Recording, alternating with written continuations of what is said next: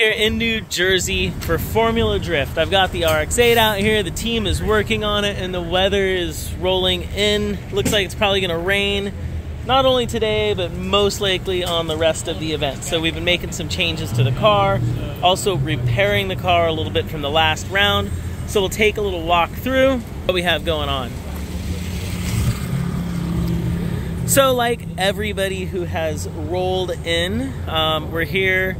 It is Wednesday. We arrived on Tuesday, so Formula Drift events are a almost full week commitment. We brought a bunch of spare parts. Although we had done a bunch of work prior to the event, we still had the differential and some other parts coming in just the week prior to, so we brought them out and are installing them here at the track.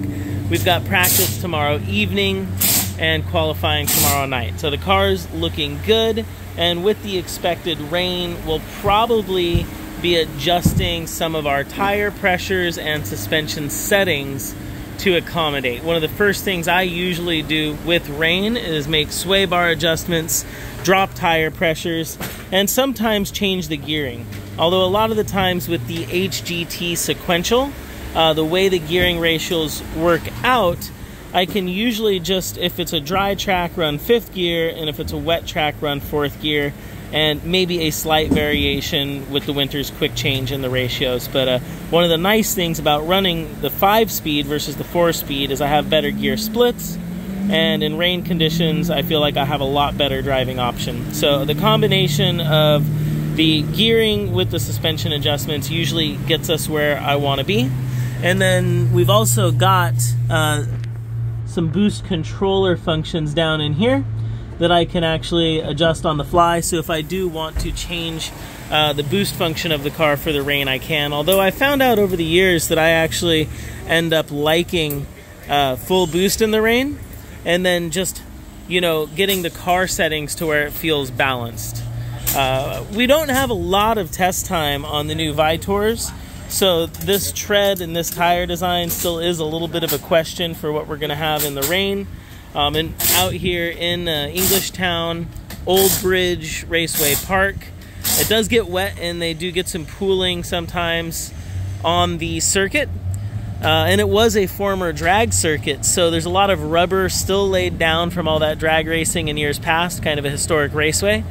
So there is diversity to traction that gets even more of a separation from low traction to high traction as it gets wetter and wetter.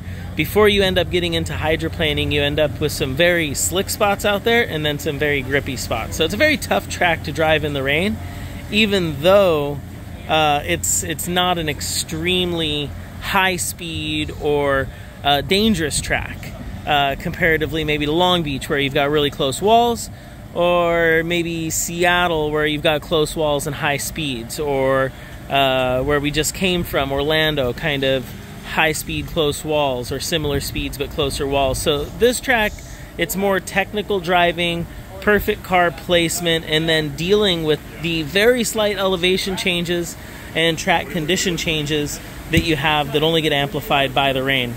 So hopefully the generator's not too loud and I can come talk over here in the engine compartment. We've just done some basic maintenance. We got our favorite hood prop going right now. It's our NGK umbrella because we just did some plugs. We're swapping out some fluids, courtesy Renewable Lubricants, just doing basic maintenance. Things do loosen up, so we have been doing some nutting and bolting, just making sure all of our wastegates are tight, turbos tight.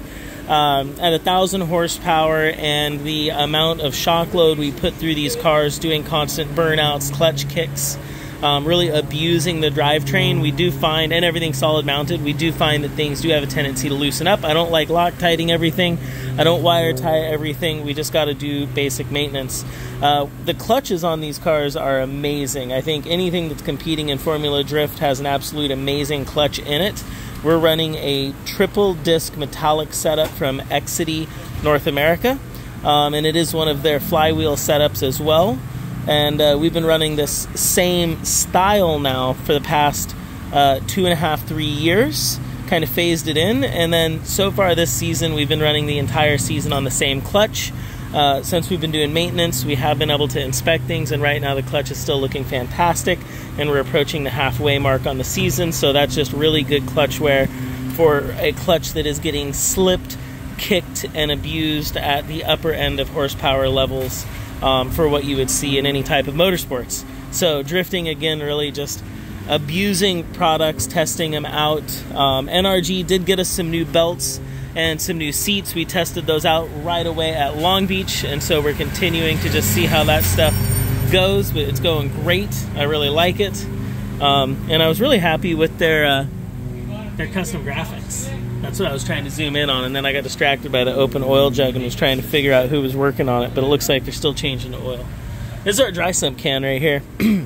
And we run a scatter blanket around it and for protection, and basically with the oil tank located inside the cabin of the car, as you can tell, this scatter shield is basically what is considered our tank, or our secondary tank. You can see our gas tank has a aluminum tank completely enclosing it, as where our oil tank, we went with a drag race scatter shield, still abiding by the rules but resistant to puncture, and if the car ever was to flip, this would be helping contain a lot of the spillage, but we don't want to have that happen. So just things that are in the car.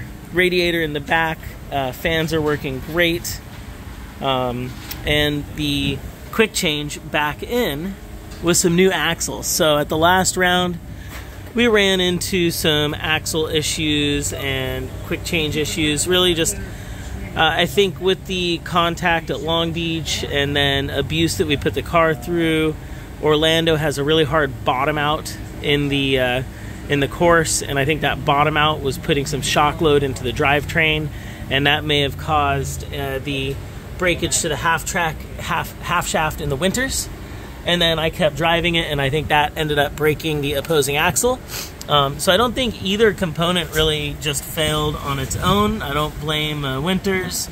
I don't blame Drive Shaft Shop. I think they're both great components, so kudos to both of those companies and Chris Jackson Racing for helping us get some of this stuff out here to the East Coast, since we're a West Coast team. But we were able to get it all back together, and I think that the shock load of that dip caused first breakage on the diff side and then axle breakage. And you can see in the video that we actually lost one side and then the other. I know I was focusing in right there on one side, but basically at the last round, if I remember correctly, we lost the half shaft in the diff on the right side upon initiation, and then I kept driving, and then we lost the inner CV ring on the axle in the transition when I lifted. And like I said, I think a lot of that had to do with the hard compression and bump in Orlando, and then one component probably getting damaged and broken with multiple impacts on that dip, and then all of the horsepower and torque being driven into the axle then caused the axle failure. So we were able to get new components. It's all back together. I'm feeling good about it. We're happy. We're all charged up, we're all watered up, we're all fueled up, running ethanol. Everybody needs to check out eFlex. I think I've mentioned it, but they're an awesome company that makes a piggyback computer that you can tag into your OEM car, and then you can run flex fuel on your OEM car. That's something I wanted for years and I couldn't find it, and now it's just readily available. You get a phone app, and then you've got ethanol performance in whatever kind of cool car you've got. And you can get cheaper fuel too, so I don't know, the guy's got to put that back together. Getting nervous.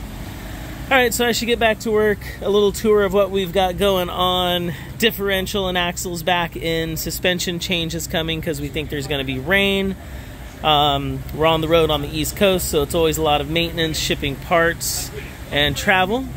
But the team's working hard, and we're actually having a lot of fun this year, so really enjoying it. And the pit setup is working out great, so big shout out to Renewable Lubricants and everybody who's helped us out. And I think I'll end the video with the sponsor plug, so thank you everybody for watching. This one was kind of long. We're just walking around the car, enjoying New Jersey, talking about what we got out here. So I hope everybody enjoys the channel. make sure to brap on. Working on more merchandise. And a big shout out to everybody who helps us out. You know, Renewable Lubricants and E-Flex and Brave and Exity and Mazda Tricks. Man, get your Mazda parts from Mazda Tricks. They're great people over there. A lot of knowledge, stuff on the shelf. Shop Squad and NGK. NGK plugs, NTK sensors, O2 sensors by NTK. Really, really fast response. BioPro, check them out. Get in shape. Vitor tires giving us grip.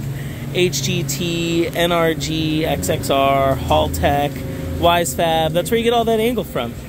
Get that angle. Get that blue. Get that blue angle. That's what we're rocking. Rap Legends, keeping us fresh, but I keep messing the bodywork up.